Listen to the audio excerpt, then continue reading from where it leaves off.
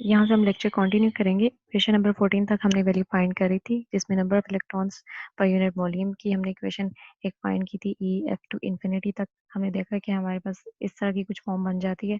अब इसको आगे हम मज़ीद थोड़ा मॉडिफाई करेंगे।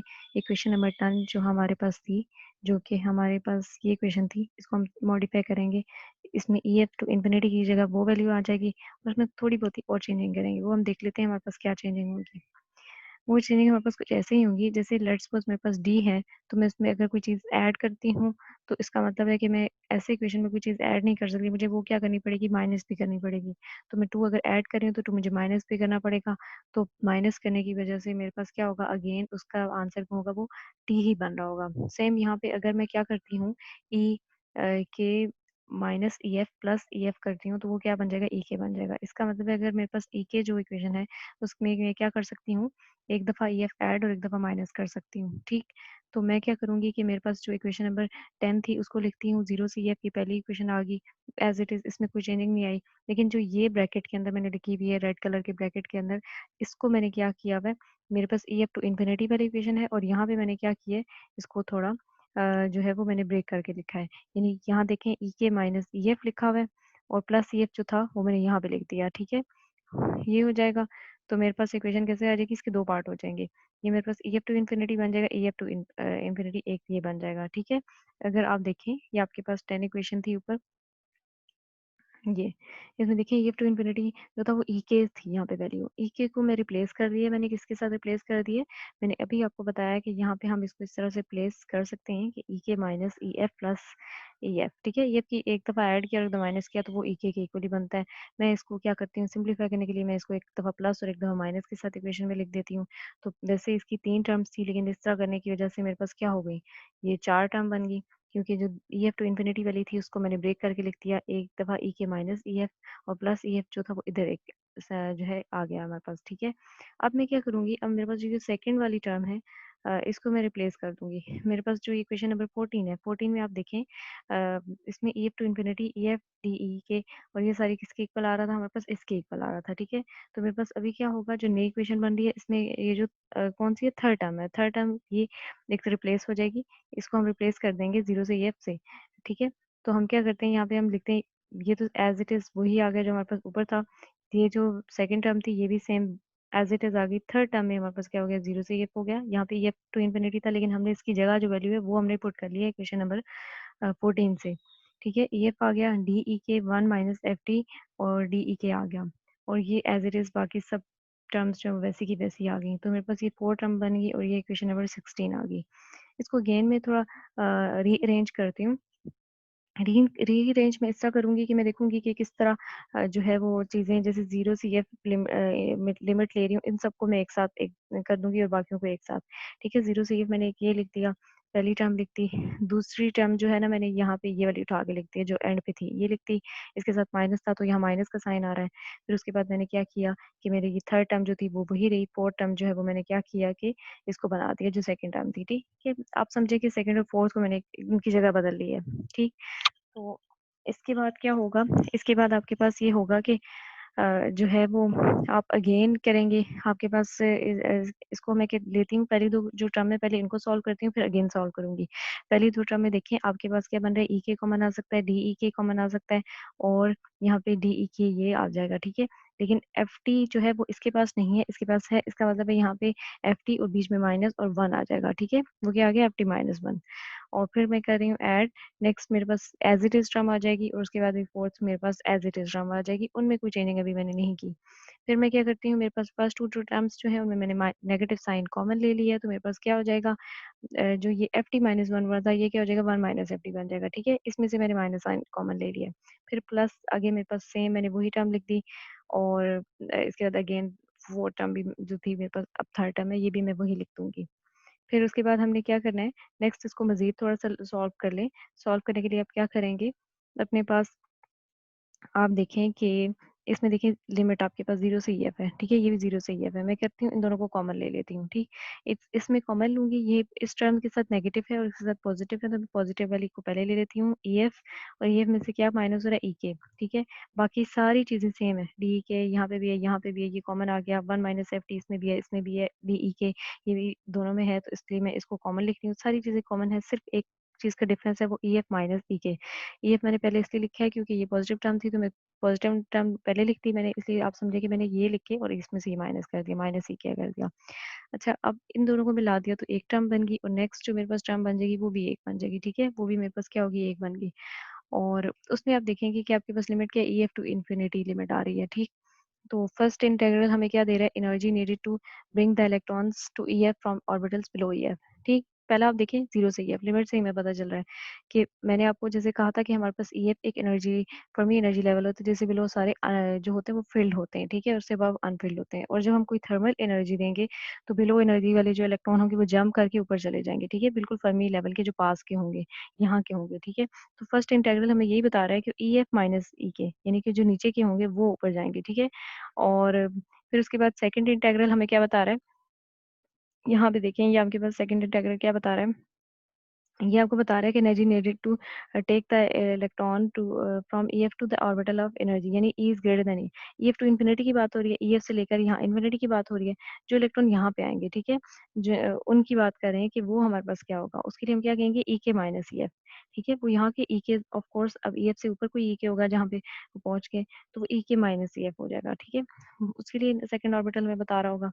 और प्रोडक्ट हमें क्या बता रही है, product in the second integral हमें बता रही है number of electrons elevated to orbital in the energy range d के on the energy e, वो हमें बता रही है कि कितने इलेक्ट्रॉन टोटल गए हैं जंप करके। और इसका क्या मतलब होगा, 1 minus F T in the first integral is the probability that an electron has been remove from an orbital E, ठीक है?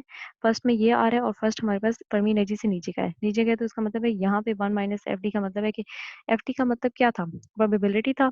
तो हम कह रहे हैं कि नीचे उसकी प्रोबेबिलिटी क्या होगी, 1 माइनस एफ टी, यानी एफ टी को अगर हम कहते हैं कि उसकी प्रोबेबिलिटी ये है कि यहाँ पाया जा सकता है, तो 1 माइनस एफ टी का मतलब होता है कि यहाँ से इतने गायब हो गए, ठीक है? इतने 1 माइनस एफ डी कर देंगे, ठीक? तो वो हमें यहाँ से पता चल जाएगा, ठीक? फिर उसके बाद हम देखते हैं कि हमारे पास हीट कैपेसिटी क्या है। हीट कैपेसिटी हमने कैसे फाइंड करनी थी, हम एनर्जी के derivative with respect to temperature लेते थे, और यहाँ पे एनर्जी की वैल्यू भी हमने फाइंड की है। तो मैं क्या करूँगी, इस सब का डेरिवेटिव ले लूँगी, ठीक? सिंपल, आपने क्या किया, डी बाई डी टी, और 0 से ई एफ आता है आपके पास एक टर्म, दूसरी टर्म ई एफ से इन्फिनिटी आ रही है, ठीक? अब इसके अंदर मैं लेके देखती हूँ कि मेरे पास क्या होगा। जब मैं D by D T term को अंदर लेके जाऊंगी तो वो कैसे हो जाएगी, वो एक दफ़ा इस पहली वाली टर्म के साथ मल्टीप्लाई होगी, फिर सेकंड के साथ, और फिर थर्ड के फिर हमारे पास क्या करेगी आगे थर्ड के साथ, ठीक है? यानी कि इसको मैंने फिर अगेन खोल लिया है, ये जो आपके पास टर्म है इसको मैंने क्या कर लिया है, फिर उसको खोल लिया है, ठीक? नहीं, इसको नहीं खोला मैंने, क्या किया, ये वाली टर्म, जो ये टर्म है ई ज़ीरो से ये, इसको मैंने 1 यानी इसको ओपन करके लिख दिया है। 1 के साथ एक दफ़ा कर दिया माइनस, और फिर एफडी इधर लिख दिया मैंने, यहाँ देखिए एफडी वगैरह कुछ भी नहीं है, यहाँ पे आ गया, इसको ओपन करके लिखा है, और यहाँ पे भी डेरिवेटिव लिया है, ठीक है? फिर इसके बाद ईएफ टू इन्फिनिटी आ जाएगा, उसका मैं डेरिवेटिव लूँगी। अगेन आप देखें कि 0 से ईएफ पे आप जा रहे हैं, हमारे पास क्या हो रहा है, यहाँ पे टेम्परेचर पे डिपेंड नहीं कर रही, तो यहाँ पे आपके पास कोई एफडी भी नहीं है, इसका मतलब है कि यहाँ पे डेरिवेटिव अगर टेम्परेचर होता तो इसका, इस टर्म का डेरिवेटिव हो सकता था, अदरवाइज इसका डेरिवेटिव क्या हो जाएगा, 0 हो जाएगा, ये टर्म हमारे पास खत्म हो जाएगी। सेकंड टर्म में आप देखेंगे वो एग्जिस्ट करेगी, थर्ड भी एग्जिस्ट करेगी, ठीक है? उनको भी देख लेते हैं कि वो कैसे होगी। वो हमने लिखा 0 से ई एफ, और D F T by D T यहाँ पे आ गया, बाकी सारी चीज़ें ऐसी। और यहाँ पे एफ टी के नीचे टी क्यों आ रहा है, अगर आप रिकॉल करें कि हमारे पास फर्मी डायराक फंक्शन क्या था, तो उसमें आप देखते थे कि आपके पास एक्सपोनेंशियल टर्म जो हम लेते थे उसमें टेम्परेचर का फैक्टर होता था, ठीक है? इसलिए टेम्परेचर हम उसके नीचे लिख रहे हैं। अभी हम अगेन देखेंगे भी। फिर उसके बाद आप देखेंगे सेकंड टर्म में भी सेम एफटी के नीचे आ जाएगा, ये आपके पास 2 टर्म बन गई हैं, ठीक है? और अब मैंने क्या किया, मैंने दोनों को एक जैसा बनाने के लिए, क्योंकि यहाँ ई के माइनस ई एफ है, और यहाँ आपके पास क्या है, ई एफ माइनस ई के, तो मैंने इसमें से माइनस साइन पहले ऑलरेडी था, और मैंने एक और माइनस साइन कॉमन ले लिया, तो मेरे पास ई के माइनस ई एफ बन गया। बाकी सेम इक्वेशंस है, ठीक? फिर ये माइनस माइनस साइन क्या हो जाएगा, प्लस हो जाएगा, तो इक्वेशन आपके पास कुछ यूँ बन जाएंगी, ठीक? अब अगर आप देखें तो इक्वेशन बिल्कुल सेम ही है, हमारे पास अंदर की सारी चीज़ें सेम है। डी के यहाँ पे dft/dt, dft/dt, और ये डी डेंसिटी ऑफ स्टेट, यहाँ पे भी डेंसिटी ऑफ स्टेट, यहाँ के माइनस एफ, यहाँ पे बी के माइनस एफ। लिमिट जो है वो बस फ़र्क है, बाकी सब सेम है अंदर। इसका मतलब है कि जीरो से एफ के बजाय अगर मैं जीरो से इन्फिनिटी लूँ तो मैंने इकट्ठा मिला के लिख सकती हूँ, ठीक है, वो मैंने लिख लिया यहाँ पे। इक्वेशन नंबर 26 आ गई। यहाँ से मुझे पता चल रहा है कि मेरे पास क्या होता है, वेव वेक्टर होता है 2 पाई एक्स पाई एल, और ई के माइनस ये हमारे पास एनर्जी ऑफ फ्री इलेक्ट्रॉन होती है with respect to Fermi energy, और इसके बाद ये डेंसिटी ऑफ स्टेट होती हैं। D F T by D T क्या है, ठीक है, टेम्परेचर का फैक्टर है और फर्मी डायराक फंक्शन है। इससे हमें पता चल रहा है कि स्पेसिफिक हीट में मिलेगी, कैसे मिलेगी, टेम्परेचर के चेंज करने से फर्मी डायराक फंक्शन में हम देखेंगे कि हमारे पास उसकी प्रोबेबिलिटी क्या होगी, ठीक। और डेंसिटी ऑफ स्टेट जो है वो हमारे पास ये होंगी, ई के हमारे पास जो density of state specific heat के लिए, हीट कैपेसिटी के लिए कंट्रीब्यूट करी होंगी वो ये होंगी, और डी ई एफ हमारे पास क्या होगा, जो फर्मी लेवल पे डेंसिटी ऑफ स्टेट्स होंगी, ठीक।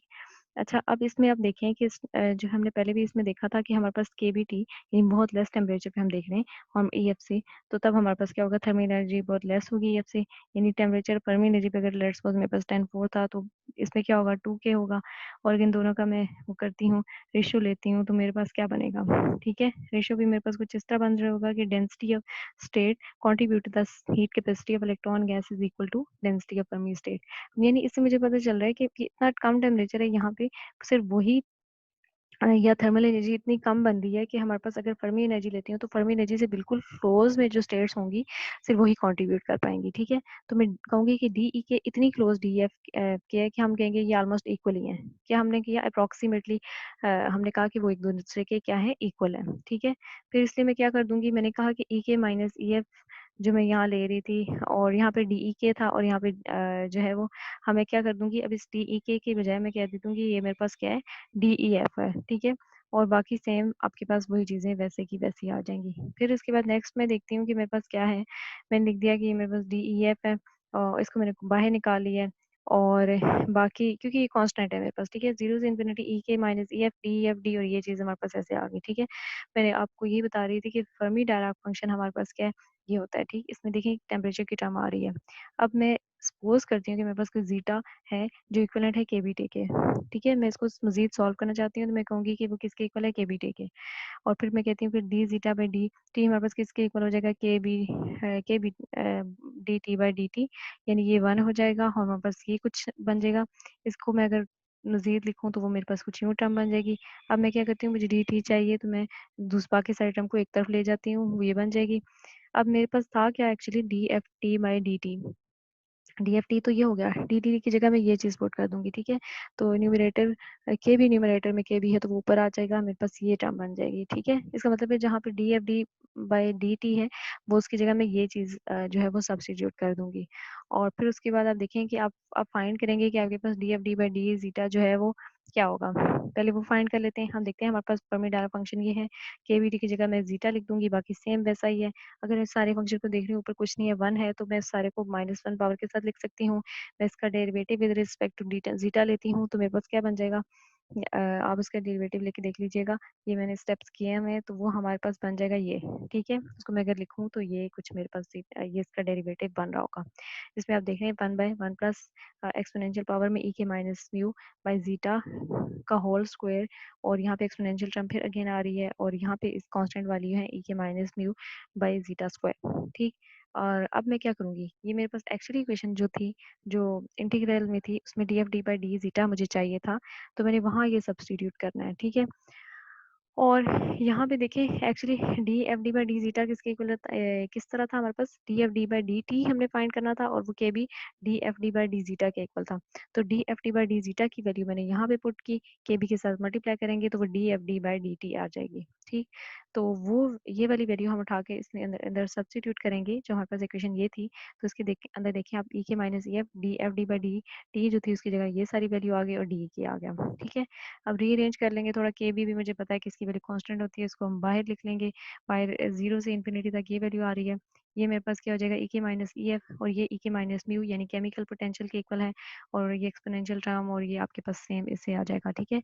नो रिमेंबर, आप याद करें कि आपके पास number of particles per unit volume जो थे वो कैसे थे, आप कहते थे कि वो 0 से इन्फिनिटी इसकी वैल्यू होती थी, ठीक है, और उसको हम खोल के 0 से ईएफ और ईएफ से इन्फिनिटी लेते थे, जिसमें हम कहते थे फर्मी डायराक फंक्शन टेम्परेचर जब 0 नहीं है तो हमारे पास क्या होता है, एफडी रहता है, और जब ये टर्म 0 हो जाती है, जब टेम्परेचर हम देते हैं, ठीक है, उसमें क्या करते हैं, एक एक हमारे पास इंटेग्रल 0 हो जाता है, दूसरा हमारे पास इंटेग्रल जो है वो वैसा का वैसा रहता है, ठीक है। सेम हम केमिकल पोटेंशियल, अगर इसको मैं सॉल्व करूँ, तो मैं क्या करूँगी, मैं इस पे एक्सपेंशंस लगाऊंगी और जिसको हम ऐसे खोलेंगे, ठीक है। हम इसको एक्सपेंशन यहाँ पे करके नहीं देखेंगे, बस जस्ट स्टेप्स में हम देख लेते हैं कि हमारे पास क्या सिचुएशन होगी। हम देखेंगे केमिकल पोटेंशियल दे रहे हैं, तो पहली टर्म 0 के साथ आएगी, टेम्परेचर 0 है, दूसरी प्लस कोई यहाँ पे टर्म आ रही होगी T/Tf का होल स्क्वायर, और अदर हमारे पास हाई हाई टर्म्स आ रही हैं जिनको हमने इग्नोर कर दिया, ठीक है। T/Tf की वैल्यू आपने अभी देखी थी कि आपके पास 10⁻⁴ है, इसका मतलब है हाई टर्म होगी तो इससे भी ज़्यादा छोटी होंगी, इसलिए हम उसे क्या कर रहे हैं, इग्नोर। ये हमारे पास पहली टर्म जो होती है वो केमिकल पोटेंशियल के इक्वल होती है, इसका मतलब है यूएफ और केमिकल पोटेंशियल के इक्वल है, ठीक है। We can see that chemical potential at temperature other than 0 Kelvin is slightly higher than the chemical potential at 0 Kelvin, तो उसको हम इग्नोर कर रहे हैं, जैसे हम कह देंगे केमिकल पोटेंशियल EF के इक्वल है, ठीक।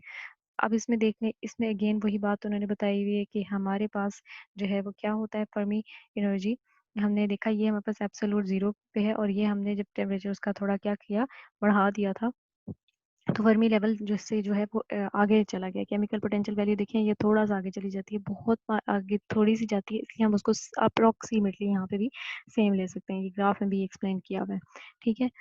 तो हमारे पास इक्वेशन क्या हो जाएगी, ये हमने वैसी की वैसी ले ली, ये टर्म वैसी की वैसी आ गई, और ये हमारे पास वैसी आप देखेंगे कि ये आ रही होगी, ठीक है। अब मैंने यहाँ क्या किए, जो केमिकल पोटेंशियल है उसकी बजाय मैंने यहाँ पे EF लिख दिया है, ठीक है। इसका मतलब ये दोनों टर्म अब मर्ज हो जाएंगी, तो यहाँ स्क्वायर आ जाएगा नीचे, ठीक है। बाकी सेम वैसा का वैसा ही। अब इसको सिंप्लीफाई करना है, सिंप्लीफाई करने के लिए मैं सपोज करूंगी, अगेन मैं क्या करती हूँ, सपोज करती हूँ EK-EF और बाय जीटा, तो मेरे पास जीटा एक्स ये आ जाएगा, EK-EF आ जाएगा, वो किसके इक्वल हो जाएगा, वो एक्स के बी टी के, या आप याद करें कि आपके पास जीटा किसके इक्वल था, के बी टी के, वो मैंने पुट कर दिया, ठीक है। तो उसके आपके पास क्या हो जाएगा, ये आ जाएगा। अब अगर इसका डेरिवेटिव लेती हूँ तो मेरे पास क्या आ जाएगा, ये आ जाएगा, मुझे पता है फर्मी एनर्जी कांस्टेंट होती है, उसके अलावा जो है आपके पास ये वैल्यू आ जाएगी, ठीक है। तो यहाँ से आपने डी ई की वैल्यू निकाली, ये मैंने क्यों निकाली है, ये इसलिए निकाली है क्योंकि जब आपने बाकी सारी चीज़ें जो है वो सब्सिट्यूट की थी, तो आपके लिए ज़रूरी होता है कि आपने क्या करना है, इसको भी आप चेंज कर दें, जो है आपके पास डी ई के, ठीक है। इसको भी चेंज करना ज़रूरी है, तो मैंने इसको भी चेंज कर दिया यहाँ पे। इसका मतलब है ये एक्स स्क्वायर ई एक्स वन प्लस ई एक्स का होल स्क्वायर डी एक्स, और ये 0 से इन्फिनिटी के बी स्क्वायर हो गया, यहाँ पे ये भी के बी था, ये बाहर आया तो के बी स्क्वायर आ गया, और टी टेम्परेचर यानी ये भी कांस्टेंट यहाँ पे आ गया, बाकी सारी चीज़ें अंदर आ गई, ठीक है। अब इसकी लिमिट्स भी मुझे चेंज करने चाहिए क्योंकि मैंने इसमें कन्वर्जन की है, तो मैं सब्सटीट्यूशन की है, तो मैं इसमें क्या करूँगी, लिमिट्स भी चेंज कर दूंगी। ई के 0 है मेरे पास, ई के minus E F infinite by infinity किसके इक्वल है, एक्स के इक्वल है। ई के यहाँ पे मैं कह रही हूँ लेट्स सपोज मेरे पास 0 है, तो 0 का मतलब है ये पहली लिमिट इसमें मैंने पुट की, तो मेरे पास क्या बन जाएगा, x minus E F by infinity बन जाएगा, ठीक है। और ई के जब मेरे पास इन्फिनिटी है तो मेरे पास एक्स इन्फिनिटी बन जाएगा, और मैं देख रही हूँ कि minus E F by infinity to infinity बन जाएगा। और अगर इसको मैं मज़ीद देखूँ तो मैं देखती हूँ कि मेरे पास ई एक्स है, ई एक्स में अगर मैं ई की पावर नीचे अगर पुट करूँ तो मेरे पास E minus E F by zeta बन जाएगा, या फिर मैं उसे कह सकती हूँ कि मेरे पास अगर मैं उसे माइनस को प्लस में करना चाहती हूँ तो उसे डिनोमिनेटर में ले जाऊँगी, वो मेरे पास कुछ यूँ होगा, जीटा की जगह के बी टी लिख दूँगी, ई एफ जो फर्मी एनर्जी होता है उसकी जगह मैं के बी टी एफ लिख दूँगी, और मेरे पास क्या हो जाएगा, के बी कट जाएंगे, टी एफ बाई टी बच जाएगा। या फिर हम कहेंगे कि ये वैल्यू भी हमारे पास बहुत कम आ रही होती है, इसको मैं कह देती हूँ कि 100 ऑलमोस्ट आ रही होती है, तो वो आपके पास वैल्यू कुछ 1/e⁻100 इस तरह कुछ आ रही होगी, जो मेरे पास 0 बन जाएगी, जिसकी वजह से मेरे पास ये वाली टर्म क्या हो जाएगी, ये 0 बन जाएगी, ठीक है। तो इसका मतलब है कि x is very negative and this whole integral will be vanish for lower integral limit. इसका मतलब है नीचे वाली अगर मैं ये इस तरह लिमिट पुट करती हूँ तो मेरे पास वैल्यू जो है वो फिनिश हो जाएगी। जैसे मैं क्या करती हूँ, उसको रिप्लेस कर देती हूँ माइनस इन्फिनिटी टू इन्फिनिटी पे, ठीक है। माइनस इन्फिनिटी टू इन्फिनिटी पे इसको मैं रिप्लेस कर दूंगी, बाकी सारी चीज़ें मेरे पास वैसे की वैसे ही हैं। अच्छा, इसकी वैल्यू अगर आप देखें, ये जो है इंटेग्रल, इसकी डेफिनेट इंटेग्रल स्टैंडर्ड इंटेग्रल होता है, ठीक है। स्टैंडर्ड इंटेग्रल होता है और उसकी वैल्यू पाई स्क्वायर बाय 3 होती है। ये कैलकुलस की बुक से आप इसे चेक भी कर सकते हैं, ठीक है। इसके स्टेप्स भी खोल के कर सकते हैं। यहाँ पे हम ऑलरेडी काफ़ी लेंथी हो गया तो यहाँ पे स्टेप्स इसके नहीं किए, ये आप देख लीजिएगा। फिर उसके बाद देखते हैं आपके पास क्या हो जाएगा, इसका मतलब है इस सारी टर्म की जगह क्या आ जाएगा, पाई स्क्वायर बाय 3 आ जाएगा, ठीक। आपके पास सी वी क्या आ गया, पाई स्क्वायर बाय 3, यानी आप कहेंगे के बी स्क्वायर डी ई के टी, और ये क्या हो जाएगा, के बी बोल्ट्जमैन कांस्टेंट है, पाई आपके पास ऐसे ही कांस्टेंट है। और यहाँ पे हम आगे देखते हैं इसमें, इससे मुझे ये पता चल रहा है कि आप देखिए ये चीज़ भी कांस्टेंट, ये भी कांस्टेंट, ये भी कांस्टेंट, ये आपके पास कांस्टेंट, तो पता चल रहा है हमें कि हीट कैपेसिटी जो है वो एक्चुअली डिपेंड कर रही है टेम्परेचर पे, टेम्परेचर से डायरेक्टली रिलेटेड है। यानी मैंने आपको बताया था कि जब हमारे पास टेम्परेचर बहुत लेस हो जाता है, 4 केल्विन से बिलो चला जाता है, तो हमारे पास हीट कैपेसिटी का जो है टेम्परेचर के साथ डायरेक्ट रिलेशन होता है, ठीक है? और इसमें यहाँ पे इलेक्ट्रॉन्स की कॉन्ट्रीब्यूशन होती है, इसलिए हम कहते हैं हीट कैपेसिटी ऑफ इलेक्ट्रॉन। और इससे आगे हम देखते हैं थोड़ा-सा ये, अगर हमारे पास डेंसिटी ऑफ स्टेट्स क्या थी, उसका फ़ॉर्मूला ये है आपके पास, ये आपको याद होना चाहिए। वो V/2 पाई स्क्वायर 2m जो हमने पीछे फाइंड किया हुआ है डेंसिटी ऑफ स्टेट का, ये फ़ॉर्मूला होता है। अगर हमने नंबर ऑफ इलेक्ट्रॉन निकालने हो तो हम 0/A से EF इसको इंटीग्रेट करेंगे, ये डेंसिटी ऑफ स्टेट है, ये आपके पास आ जाएगा, ठीक है?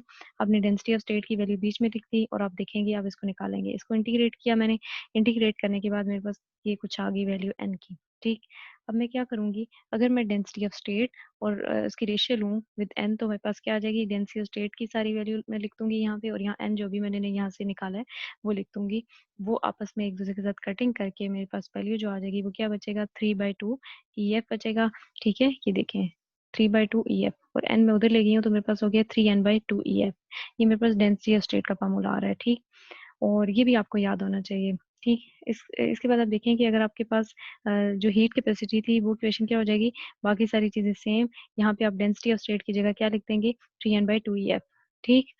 और यहाँ पे इसको आप थोड़ा रीअरेंज कर दें, देखिए यहाँ इसको थोड़ा मैंने रीअरेंज कर दिया है, तो मेरे पास क्या हो गया, 3 कट किया है यहाँ पे, और यहाँ पे कुछ गड़बड़ हो गई है, 2 लिखना है यहाँ पे, ठीक है?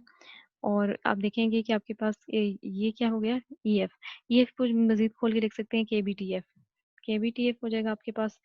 और आप कहेंगे कि pi square by 2 N K B square T by T F, K B नीचे आ जाएगा, के बी ऊपर से कट जाएगा, तो आपके पास ये बच जाएगा N K B T by T F pi square by 2, ठीक? ये आ गया आपके पास हीट कैपेसिटी। और इससे आपको अगेन यही पता चल रहा है कि लीनियरली डिपेंडेंट है हीट कैपेसिटी टेम्परेचर पे जब आपके पास लो टेम्परेचर पे है, ठीक है? We observe that Cp is proportional to T. We remove contributions which are coming from the vibrating lattice at very low temperature, that what remains is only the CV of the electron gas. मैंने आपको बताया था कि जब बहुत low temperature होता है तो आपके पास कंट्रीब्यूशन सिर्फ इलेक्ट्रॉन्स की रह जाती हैं, यानी इतने लो टेम्परेचर पे सिर्फ इलेक्ट्रॉन कंट्रीब्यूट करेंगे, यहाँ पे आयन कंट्रीब्यूट नहीं करेंगे, क्योंकि आयन साइज में हैवियर होते हैं और वो इतने कम टेम्परेचर पे रिस्पॉन्ड नहीं करेंगे। तो यहाँ पे सिर्फ हमारे पास हीट कैपेसिटी जो डिपेंड कर रही होगी वो किस पे कर रही होगी, टेम्परेचर पे, या आप कह सकते हैं कि यहाँ पे हीट कैपेसिटी जो है वो डायरेक्टली रिलेटेड है टेम्परेचर पे।